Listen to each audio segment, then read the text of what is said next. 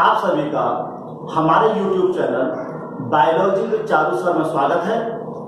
हम अपने educational video के द्वारा आपके सामने जीव विज्ञान से संबंधित नए नए संदर्भों पर वीडियो प्रस्तुत कर रहे हैं। आज हम जिस संदर्भ पर चर्चा करेंगे वो है क्रोमोसोमल एबनॉर्मेलिटीज या गुणसूत्रीय अनियमितता, जिसे सिंड्रोम भी कहा जाता है। आपको इस शीर्षक को अच्छी तरह समझने के लिए हमारे वीडियो को अंत तक देखना बहुत जरूरी है और हमें पूरा विश्वास है जैसे आप इस वीडियो को अंत तक पूरा देखेंगे आपको यह टॉपिक बहुत अच्छी तरीके से समझ में आ जाएगा। तो गुणसूत्रीय अनियमितता मीन्स गुणसूत्रों की संख्या में अंतर आ जाना। मनुष्य में गुणसूत्रों की संख्या कितनी होती है? 23 जोड़ा, 23 पेयर, जिसे 46 कहते हैं। तो मनुष्य में गुणसूत्रों की संख्या में परिवर्तन होता कैसे है? क्योंकि जब मनुष्य में जन्म के समय युग्मक बनते हैं, युग्मक मीन्स नर में स्पर्म्स और मादा में ओवा बनते हैं। तो जब युग्मक बनते हैं तो उस समय गुणसूत्रों में क्या होता है? क्रॉस डिवीजन होता है, क्रॉसिंग ओवर होता है। गुणसूत्र क्या होते हैं? हाफ होते हैं। तो जब गुणसूत्रों की संख्या में अर्धसूत्री विभाजन होता है तो उस समय किसी कारणवश गुणसूत्रों की संख्या में अंतर हो सकता है, जो कि एक सामान्य घटना नहीं है। इसको हम इस प्रकार से समझ सकते हैं। तो गुणसूत्रों की संख्या में जो अंतर होता है, कम हो सकते हैं, ज्यादा हो सकते हैं, इसको एन्यूप्लॉइडी भी कहा जाता है। परीक्षा में कभी इस शीर्षक से भी इस प्रश्न को पूछा जाता है। तो हमको पता है मनुष्य में यदि हम देखें तो कुल गुणसूत्रों की जो संख्या होती है वह 23 पेयर होती है, जिसको हम 46 गुणसूत्र या क्रोमोसोम्स कह सकते हैं। जो मनुष्य के गुणसूत्र होते हैं वो दो प्रकार के होते हैं। पहले गुणसूत्र जिनको हम ऑटोसोम्स कहते हैं, और जो दूसरे प्रकार के गुणसूत्र होते हैं उनको हम एलोसोम्स या उनको हम सेक्स क्रोमोसोम्स कह सकते हैं। जो ऑटोसोम्स गुणसूत्र होते हैं इनको हम हिंदी में दैहिक गुणसूत्र भी कहते हैं, और जबकि जो एलोसोम्स या सेक्स क्रोमोसोम्स होते हैं इनको हम असमजात या इनको हम लिंग गुणसूत्र भी कह सकते हैं। तो मनुष्य में दो प्रकार के गुणसूत्र हो गए, दैहिक या समजात कह सकते हैं ऑटोसोम्स, एलोसोम्स, सेक्स क्रोमोसोम जिनको हम असमजात या लिंग गुणसूत्र कह सकते हैं। तो 23 पेयर में जो शुरू के 22 जोड़े होते हैं वो चाहे नर हो या मादा हो उसमें XX प्रकार के ही होते हैं। इन गुणसूत्रों को हम ऑटोसोम्स या दैहिक या समजात गुणसूत्र कहते हैं। और जो 23rd सबसे अंतिम वाला जोड़ा होता है वह नर में तो होता है XY प्रकार का और मादा में होता है XX प्रकार का, जिसे हम लिंग गुणसूत्र या एलोसोम्स कहते हैं। तो गुणसूत्रों की संख्या में अंतर या तो ऑटोसोम्स में आ सकता है या सेक्स क्रोमोसोम्स में आ सकता है। दोनों में ही संख्या में अंतर पॉसिबल आ सकता है। अब संख्या में जो अंतर आता है उसको हम कैसे समझ सकते हैं? जैसे कुल गुणसूत्रों की संख्या हो गई 46, ठीक है, और चूंकि ये पेयर में होती है तो इसको हम इस प्रकार 2x या 2n के द्वारा भी शो कर सकते हैं। तो जब गुणसूत्र में एक गुणसूत्र की कमी हो जाती है तो टोटल गुणसूत्र कितने मान लिया हमने? 2n, और और यदि इसमें एक गुणसूत्र की कमी हो गई तो ऐसी कंडीशन को हम कहते हैं मोनोसोम। इसे कहा जाता है गुणसूत्रों की मोनोसोम। हिंदी में कहते हैं एक न्यून निम्नता, एक न्यून सूत्रता, मीन्स एक गुणसूत्र की कमी हो जाती। यदि दो गुणसूत्रों की कमी होती है तो इसको हम कहते हैं नल्लिसोम। इसको हम बायोलॉजी की भाषा में कहते हैं नल्लिसोम।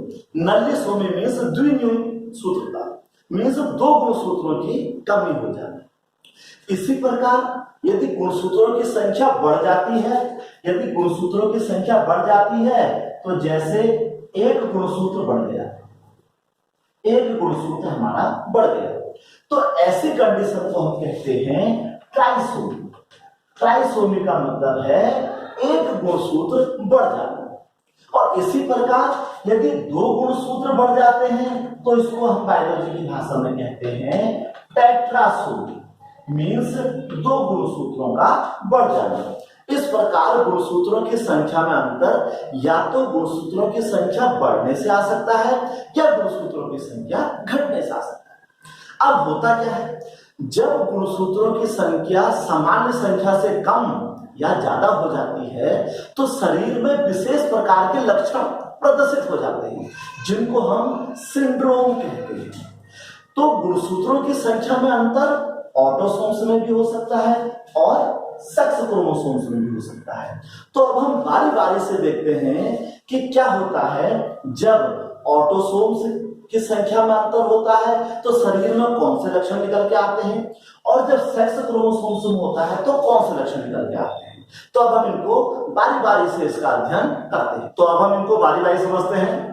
तो समय की बचत के लिए हमने इसको यहाँ पर ड्रॉ कर दिया है। अब हम इनको एक एक करके देखते हैं। तो ये सभी जो हैं ये ऑटोसोम्स यानी कि दैहिक गुणसूत्रों में जो अंतर आ जाता है उससे उत्पन्न लक्षण है। तो सबसे पहला लक्षण जो है डाउन सिंड्रोम। यह परीक्षा में बहुत बार पूछा जाता है। ये बोर्ड इंटरमीडिएट बोर्ड परीक्षा का अति महत्वपूर्ण प्रश्न में से एक है डाउन सिंड्रोम, जिसको मंगोलिज्म भी कहते हैं।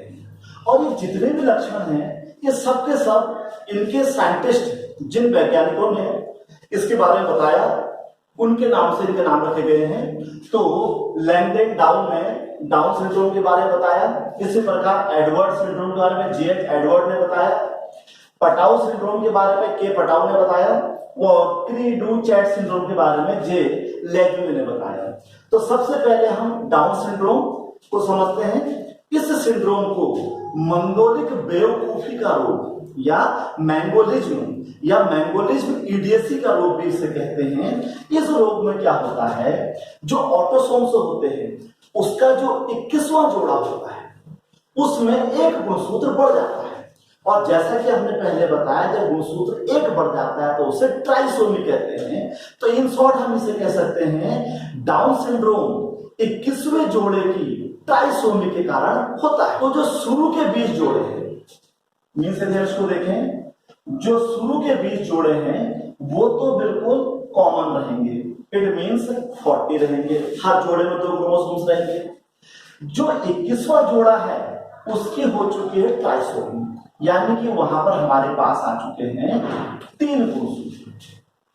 22वां जोड़ा बिल्कुल सेम है, उसमें कोई इसमें डिफरेंस नहीं है, तो इसमें तो 2 ही गुणसूत्र होंगे।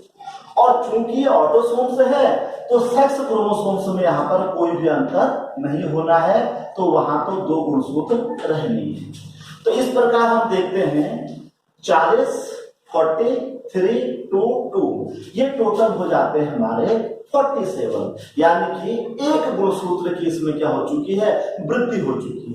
तो इस प्रकार इसे कहते हैं डाउन सिंड्रोम या ट्राइसोमी के कारण उत्पन्न होने वाला सिंड्रोम। इसमें क्या होता है, जो बच्चे का चेहरा होता है वो मंगोलों के समान, उसकी आंखें ये बंद सी, चेहरा मंगोलों के समान, नाक चपटी हो जाती है और वह दिखने में मंगोल के समान दिखता है। उसका मस्तिष्क अल्प विकसित होता है और अमूमन जो इस लक्षण वाले बच्चे होते हैं वो 12 से 14 साल की उम्र तक ही वो जीवित रह पाते हैं। और ये देखा जाए तो हर 800,000 बच्चों में से एक मंगोलिक बेवकूफी वाला रोग वाला बच्चा उत्पन्न हो सकता है। अब हम दूसरे उसमें चलते हैं। ये है एडवर्ड सिंड्रोम।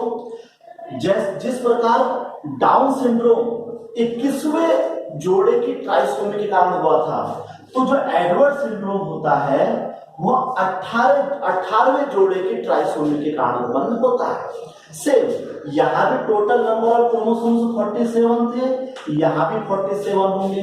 अंतर सिर्फ इतना होगा, ये 21st यानी कि 21वें जोड़े की गुणसूत्र की बात थी और ये 18वें जोड़े की गुणसूत्र की बात थी।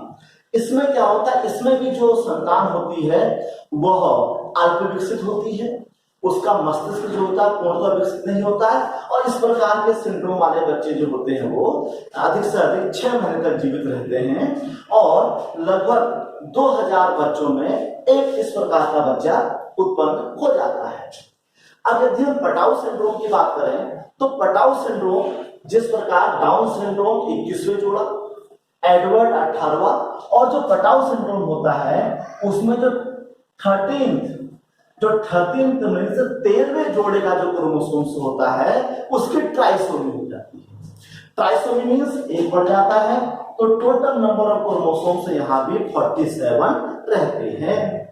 और जो पटाऊ सिंड्रोम से जो ग्रसित बच्चे होते हैं वो मुश्किल से 3 से 4 माह जीवित रहते हैं और लगभग 20,000 बच्चों में से एक बच्चा पटाऊ सिंड्रोम का होता है। इस प्रकार के जो बच्चे होते हैं मस्तिष्क अल्प विकसित होता है, उनका जो ऊपर का होंठ होता है वो कटा हुआ रह सकता है, जीभ मोटी होती है और इस प्रकार के लक्षण के बच्चे काफी कम पाए जाते हैं। और यदि हम सबसे लास्ट क्री डू चैट सिंड्रोम में जाएं तो इस सिंड्रोम को म्याऊ सिंड्रोम मींस बिल्ली से संबंधित सिंड्रोम भी कहते हैं। इसके पीछे तर्क यह है कि इस रोग से ग्रसित जो बच्चा होता है जब वो रोता है तो उसके गले से बिल्ली के म्याऊ के समान आवाज आती है, इसलिए इसको कैट्स क्राई सिंड्रोम या म्याऊ सिंड्रोम भी कहते हैं। इसमें क्या होता है, जो नंबर 5वां जोड़ा जो होता है उस जोड़े के जो क्रोमोसोम्स होते हैं उसकी एक भुजा जो होती है, एक आर्म जो होती है वो गायब हो जाती है, यानी कि उसका विलोपन हो जाता है। इस कारण से जो इस प्रकार का लक्षण बच्चों में उत्पन्न होता है और ये काफी रेयर है, लगभग 50,000 बच्चों में से एक में होता है। और इसे कैट्स क्राई क्यों कहते हैं, क्योंकि इसमें जब बच्चा रोता है तो उसके गले से बिल्ली के चिल्लाने से म्याऊ की जैसी आवाज आती है। तो ये हमारे हैं कौन से सिंड्रोम, जो कि दैहिक यानी कि ऑटोसोम्स गुणसूत्रों में अंतर आने से उत्पन्न होते हैं।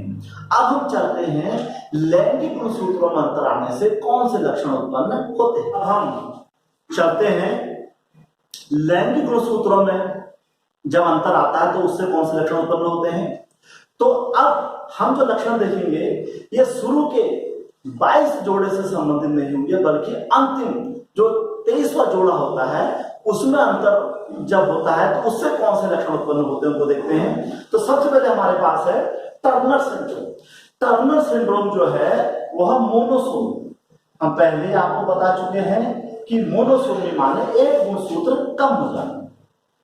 तो इस प्रकार के लक्षण में क्या होता है, एक लिंग गुणसूत्र कम हो जाता है, इसलिए इस गुणसूत्र को 2a+x मींस टोटल 45 गुणसूत्र भी इसमें होते हैं। ये होता क्या है, ये नर में शुक्राणु जन्म के समय या मादा में अंड जन्म के समय एक गुणसूत्र कम हो जाने के कारण होता है, जिससे जो उत्पन्न संतान होती है उसमें ऑटोसोम्स दैहिक गुणसूत्र तो पूरे होते हैं 44, पर लिंग गुणसूत्र जो होता है एक कम हो जाता है। इससे क्या होता है, मस्तिष्क अल्प विकसित और इस प्रकार के जो संतानें होती है वो बंधी होती है, स्टराइल होती हैं और लगभग 5000 बच्चों में से एक बच्चा टर्नर सिंड्रोम का उत्पन्न हो सकता है। अब दूसरे सिंड्रोम को लेके चलते हैं, क्लेन-फाल्टर सिंड्रोम। यह सिंड्रोम परीक्षा में कई बार आता है। क्लेन-फाल्टर सिंड्रोम से जो संबंधित व्यक्ति होते हैं, इनको हम समाज में देख सकते हैं। समाज में हम इनको किन्नर के नाम से जानते हैं। इसमें क्या होता है कि इसमें ट्राइसोमी हो जाती है, किसकी? लिंग गुणसूत्र की, जिससे जो हमारे पास गुणसूत्र की संरचना निकल के आती है वो इस प्रकार निकल के आती है 2a + xxy, यानी कि हम इसको ऐसा कर सकते हैं 44 + xxy। तो इसमें क्या होता है कि ऑटोसोम तो पूरे हैं और लिंग गुणसूत्र xxy। अब आपको पता है जब लिंग गुणसूत्र XX होते हैं तो उसे फीमेल कहते हैं, और जब लिंग गुणसूत्र XY होते हैं तो उसे मेल कहते हैं। यदि हम इन दोनों को जोड़ दें तो इस प्रकार के जो सिंड्रोम के व्यक्ति होते हैं उनमें मेल और फीमेल दोनों के गुण पाए जाते हैं। इसलिए इस जो ये क्लेन-फाल्टर सिंड्रोम होता है, इससे इस लक्षणों वाले जो व्यक्ति होते हैं वो किन्नर कहलाते हैं, बंध्य होते हैं, स्टेराइल होते हैं, और इस लक्षण से उनके जीवित रहने की क्षमता में कोई फर्क नहीं पड़ता। ये सामान्य व्यक्ति की तरह अपना जीवन गुजारते हैं और लगभग 1000 में या 10,000 लोगों में एक इस प्रकार का किन्नर हो सकता है। और इस सिंड्रोम से जो पीड़ित संतानें होती हैं वो एक सामान्य व्यक्ति की तरह ही जीवन बिताती हैं, बस वे बंद होती हैं, स्टेराइल होती हैं। अब हम चलते हैं सुपर फीमेल और सुपर मेल। सुपर फीमेल जैसे कि नाम से ही पता लग रहा है कि ऑटोसोम तो पूरे होंगे और लिंग गुणसूत्र जो होंगे उनके अंदर XXX भी हो सकते हैं या इसके अंदर 4X भी हो सकते हैं। इस मीन्स ये सुपर फीमेल का मतलब है लिंग गुणसूत्र फीमेल में XX होते हैं, सुपर मतलब इसमें 1X या 2X और भी जुड़ सकते हैं। इन्हें अतिमादा भी कहते हैं। ये बुद्धू किस्म की होती है, स्टेराइल होती है। स्टेराइल मतलब ये आगे को जन्म नहीं कर सकती है। और यदि हम सुपर मेल में चले तो चूंकि सुपर मेल में क्या होगा 44 गुणसूत्र तो पूरे होंगे और लास्ट में X एक होगा, मेल है तो Y गुणसूत्र जो होंगे बढ़ते चले जाएंगे। इसमें इस प्रकार 44 + X Y Y Y इस प्रकार ये बढ़ते चले जाते हैं। जो सुपर मेल होता है ये सामान्य व्यक्ति से लंबाई में लंबा होता है, कुछ इसकी मसल्स पावर धीमी होती है। सबसे बड़ी प्रॉब्लम यह है कि ये बड़े कामुक किस्म के होते हैं और अपराधी प्रवृत्ति के होते हैं। इसलिए सुपर मेल को जैकॉब्स सिंड्रोम या क्रिमिनल सिंड्रोम भी कहा जाता है, क्योंकि साइंटिस्ट ने जब इन सिंड्रोम वाले व्यक्तियों पर स्टडी की तो पाया गया कि अधिकतर ये अपराधी किस्म के होते हैं। इसलिए सुपर मेल सिंड्रोम जो होता है इसे क्रिमिनल सिंड्रोम भी कहा जाता है।